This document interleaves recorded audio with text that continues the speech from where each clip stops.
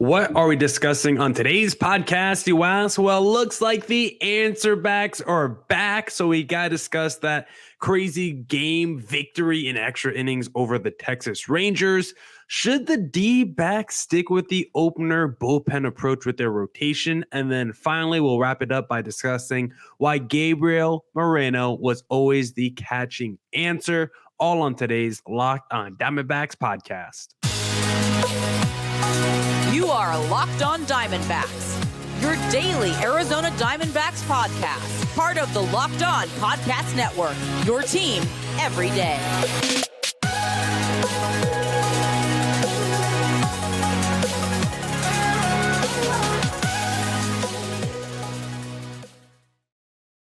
Welcome into the Locked on Diamondbacks podcast, part of the Locked on Podcast Network, your team every day. This episode is brought to you by Bird Dogs. Go to birddogs.com/LockedOnMLB or enter promo code LockedOnMLB for a free white tech hat with any order. You won't want to take your Bird Dogs off.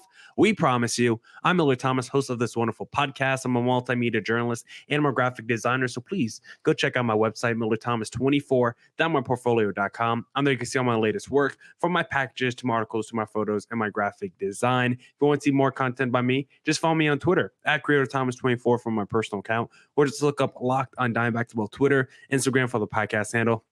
And of course, thank you for making Locked on Diamondbacks your first listen every day. I would not be able to do this podcast without you, my loyal listeners, sharing, subscribing, reviewing, doing all that so I could do this podcast for you.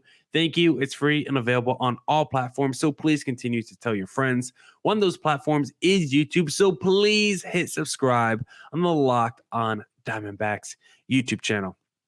Now, for today's podcast, I first want to discuss that D-backs insane victory over the Texas Rangers, because for the first time in a while, we've seen glimpses of this post All-Star break, but I think this is the most true test for the D-backs in terms of, are the ANSWERBACKS actually back in the second half of the season? Because we've seen them, they've won 8 of their last 10 games, or 8 of their last 11 games now. And we've seen the D-backs make a couple comebacks in some of these victories, and we've seen the D-backs play a little bit better in the last couple of weeks. But I think this is the first time in the second half of the season where I can finally say the ANSWERBACKS are back, because the D-backs in the first half of the year, if you remember, the best team in Major League Baseball at coming back on their opponent. It didn't matter the lead. It didn't matter the time, score, situation. It felt like at any point in the game, this D-backs offense was good enough to come back and score a whole bunch of runs and to win. And the bullpen was also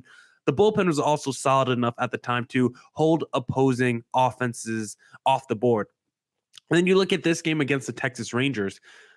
The pitching was phenomenal, but the offense, once again, as we've seen post All-Star break, struggled in this one. And it felt like it was going to be a game where the pitching would just absolutely phenomenal, shut out, but the offense shows up and does nothing, because for the first 8 innings and for the first 8 1/3 innings of this ball game, the D-backs had no runs on the board, and they only allowed 1 earned run allowed, because the pitching was absolutely phenomenal in this game for the D-backs. Because we'll talk a little bit later about whether the D-backs should continue this opener bullpen approach. But Mantiply got the ball, just started off 5 pitches, was great. McGough came in right after that. They were phenomenal. Slade Cecchini was great. 5 innings, 1 earned run, really made only 1 mistake. Justin Martinez came in, Miguel Castro, Paul Sewald, Kevin Ginkel.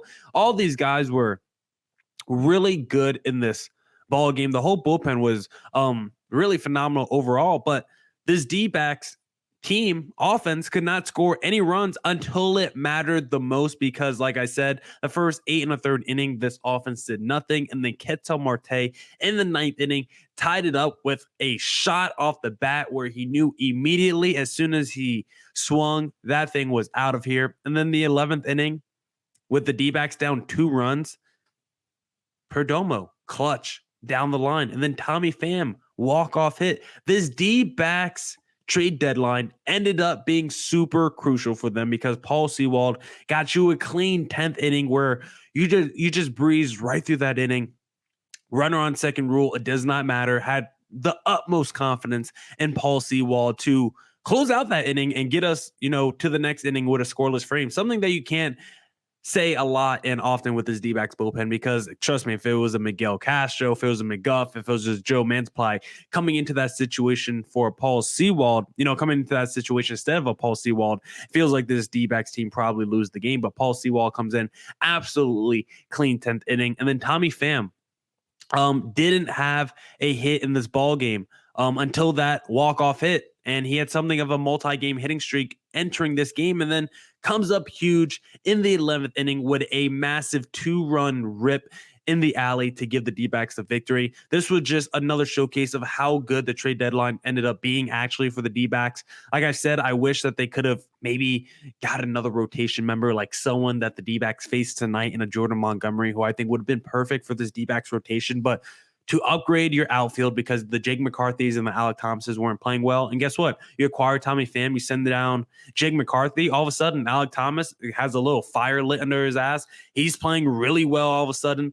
Tommy Pham, he's been playing really well for the D-backs recently. Paul Sewald has been shut down since that first outing where he gave up 2 home runs in that debut for the D-backs. He's been absolutely shut down in every appearance he's made since then. I want to say he's given up no earned runs, maybe 1 earned run since then, but in the games I've watched, he's been absolutely shut down. So you'd love to see that. Jace Peterson, of course, has not done anything for the D-backs, but that is not surprising at all. Like the Jace Petersons and the Nick Ahmeds, like I just don't understand what their role on this team is, what they do to really help this team positively. Like I know Nick Ahmed can still make a defensive play or two on the diamond. I think we saw that in tonight's game against the Rangers, but does his one elite defensive play a game make up for the 20 straight games where he does nothing at the plate? I'm not too sure about that one.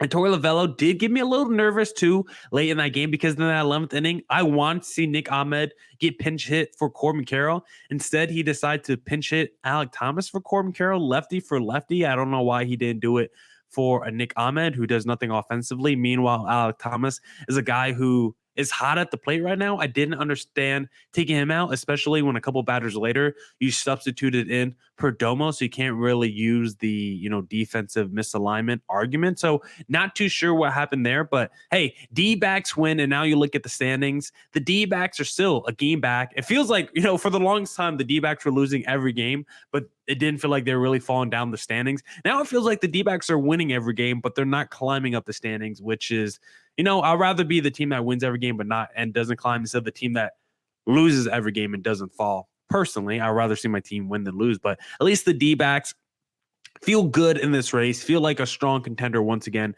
in this wild card race, because I probably have gone too hyperbolic the last few weeks saying the D-backs don't deserve to make the playoffs. The D-backs are unworthy of the playoffs. And I still feel like this D-backs team, as we saw, played awful in the second half, but I don't want to say that they're undeserving or they're unworthy, because if this D-backs team, after those 2 months of being in a slump and look terrible, if the last 40 games of the season, the last 35 games of the season, if that lights a fire under their ass, they get hot and they start playing really good baseball entering the playoffs, then I'm going to be like, you know what? This team actually for 75% of the season looked great, so I'm not going to care about that 2-month stretch. That's something I would probably say about to myself. So this D-backs team, I'm sorry for all the negative criticism that I might have had.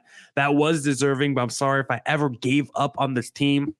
From here on out, I don't want to ride the emotional roller coaster too much. Whether the D-backs go on a 7-game losing streak or a 7-game winning streak, I'm just going to take every game, every day, day by day, until the final standings come in, until the regular season's over, because the D-backs are going to be within, 2 games, either back or ahead of any wild card opponent that they face from here on out in the standing. So it's going to be tight from here on out. It's going to be a tough race. The Cubs are good. The Giants are good. The Reds and Marlins are both solid. All those teams are going to try to win in these last 35 games. Is going to make for really compelling baseball at the end of the season. And I'm definitely hoping that the D-backs continue this hot streak and continue their winning ways. And I pray that what we saw from the ANSWERBACKS tonight continue for the rest of the season. Now, I want to discuss if the D-backs should stick with this opener bullpen approach. But before we get there, I first need to talk to you guys about bird dogs, because bird dogs make you look good. Bird Dog stretch khaki shorts are designed to fit slimmer through the thigh and leg, giving you a truly sculpted look. Bird Dog shorts do the exact same thing as Lululemon, but fit way better. They fit way better than regular shorts that are made of a stiff, restricting cotton. Bird Dogs fix this issue by inventing cloud knit fabrics that look just like khaki, but stretches so you get a way slimmer fit without having to sacrifice movement. Go to birddogs.com/lockedonmlb or enter promo code LOCKEDONMLB for a free white tech hat with your order. That's birddogs.com/lockedonmlb or promo code LOCKEDONMLB for a free white tech hat. You won't want to take your Bird Dogs off. We promise you. All right. Let's get back into the Locked On Diamondbacks podcast. And don't forget to catch every D-Backs podcast, or not D-Backs podcast. Don't forget to catch every D-Backs pitch on their hometown broadcast when you download the Sirius XM app and search up Diamondbacks. That is the message that I want to say. But let's get back into the podcast and discuss, should the D-Backs stick with this opener bullpen approach? Because it seems to be pretty effective. The D-Backs have done it a few times since the beginning of July. We saw it in that Game 2 against the San Diego Padres, and then we saw it in this Game 1 against the Texas Rangers. And I got to say, this bullpen opener approach is pretty effective. And you know what?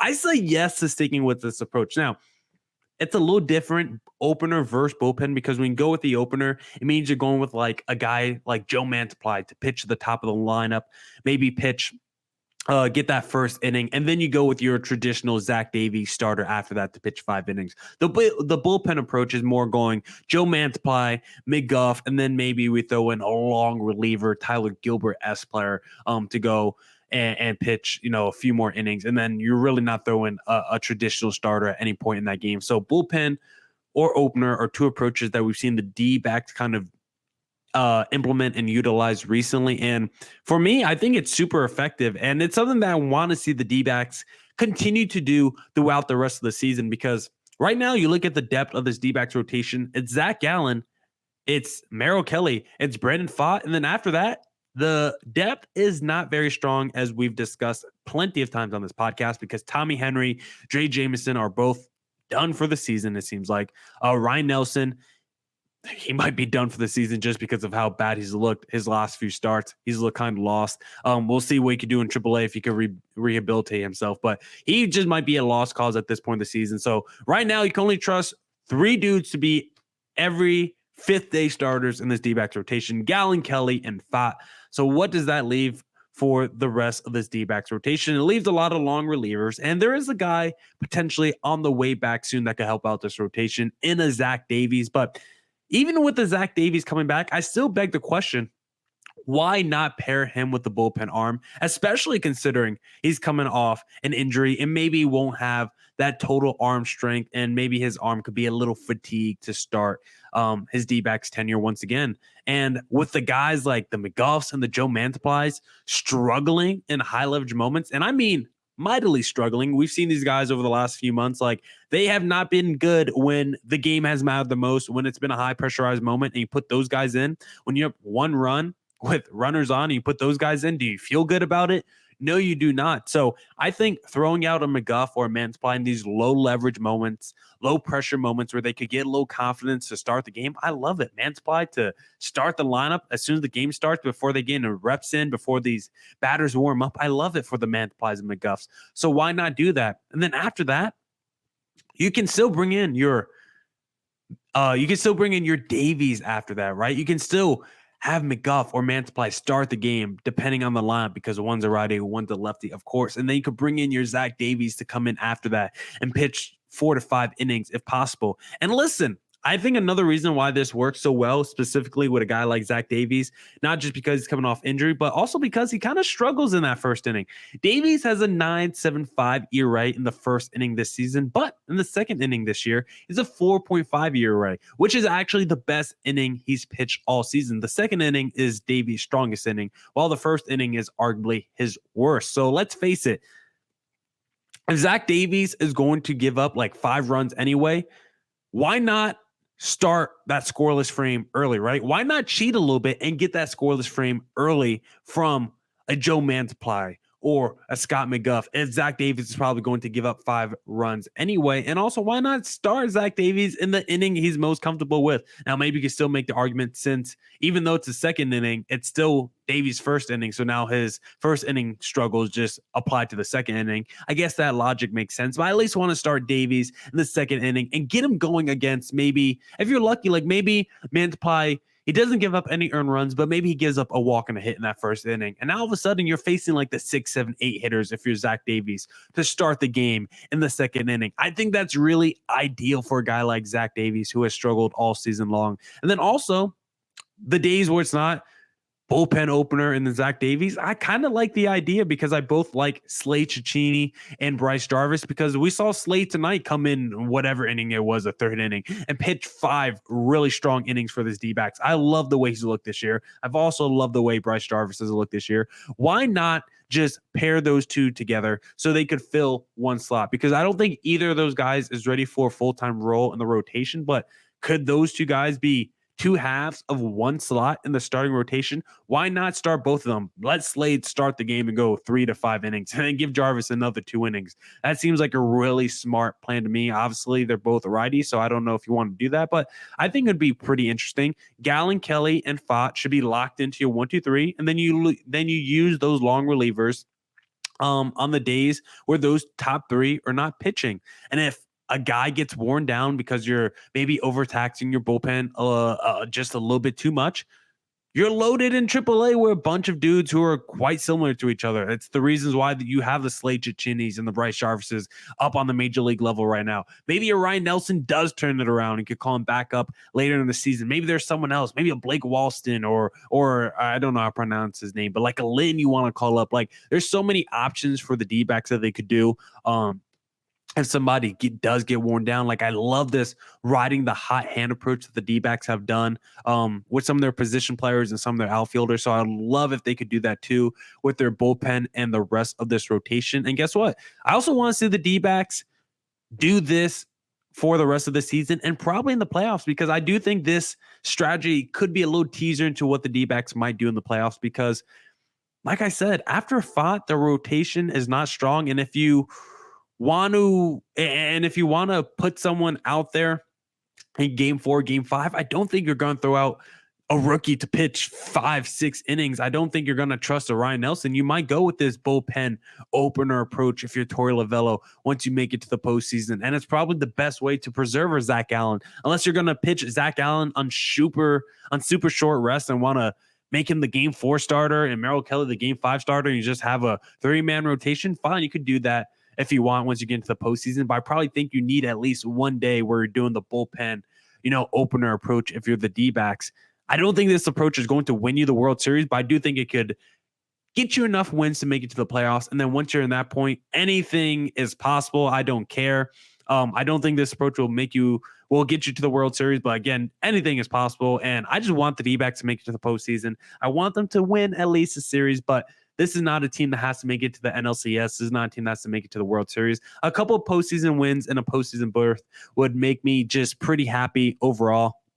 I think what this strategy does illustrate to me is maybe once we get to the offseason, the most important thing for the D-backs is not the bullpen, but maybe it's actually rotation depth, because the D-backs are at least solid at producing decent options for like long relievers, and they're just solid at producing decent options for the bullpen, right? Like the Jamesons was at least a decent reliever. You got the Cicchinis, you got the Jarvises right now. Justin Martinez is up. Like, I'm not saying this D-backs bullpen is perfect, but if you ran it back with this bullpen and added 1 or 2 arms from free agency, I think the D-backs have enough internally where they can make it work from a bullpen perspective. But I don't think you can run this rotation back. I don't think you could go into next season with Gallen, Kelly, Fott, and then just figure out the rest. Ideally, I want Fott to be more of a 4-5 next season, probably more of a 4. I just don't think he's ready to be a number 3 just yet, even though he seems to be getting better as the season moves on, progresses. I still want more in that number 4 range for next season, because I look at the free agent market for major league pitchers. It's pretty decent. Some guys who I think would be pretty solid in the middle of the D-backs rotation. Sonny Gray, Lance Lynn, Erod, Jordan Montgomery are all going to be upcoming free agents. So I would like for the D-backs to maybe go out and acquire one of those guys, shore up this rotation a little bit. But for at least the rest of this season, the most effective strategy from what I've seen the last few weeks, keep doing this opener, keep doing the bullpen strategy because of the lack of rotation and depth because of the lack of depth pieces in the rotation. I like the bullpen and opener strategy, and it was a very smart move by Torey Lovullo. Let's give him a little credit. Now, I want to wrap up this podcast by talking about why Gabriel Moreno was always the answer at catcher. But first, I want to say, don't forget you can catch every D-backs pitch on their hometown broadcast when you download the Sirius XM app and search up Diamondbacks. Now let's talk about Gabriel Moreno and why he was always the answer at the catcher position for the D-backs, because I don't want this to be just a total negative Carson Kelly segment, because there's a lot of blame to go around during the 2 months where the D-backs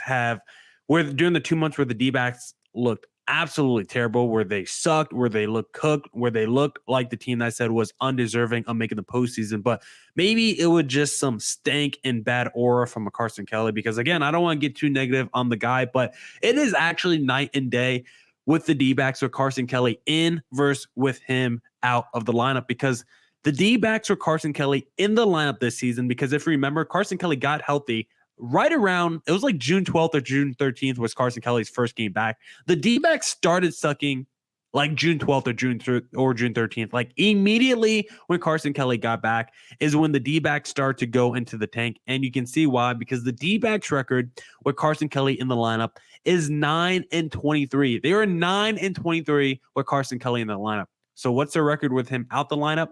Not counting tonight's victory, 55-38. So that is 56-38 now after today's victory with Carson Kelly out the lineup. And with Gabriel Moreno in the lineup, it's not like it's insane, the D-backs positive record, but they are 6 games above 500 this season with Gabriel Moreno in the lineup. And that includes that 2-month stretch where the D-backs were absolutely terrible. And it's no surprise during that stretch when the D-backs were bad, Gabriel Moreno missed a lot of it with injuries. So just right then and there, just looking at the records, looking at the D-backs win-loss total during the time when one guy was healthy and one guy wasn't, you just know automatically that this D-backs team has been so much better with the Moreno in the lineup versus Carson Kelly in the lineup. And we just saw in the past week, I mean, against the San Diego Padres, Moreno was the star in that series with the grand slams, the home runs, the defensive plays that he made. Like Gabriel Moreno is an absolute stud for the D-backs. And Carson Kelly, it's not just the fact that this was a guy that was considered or was supposed to be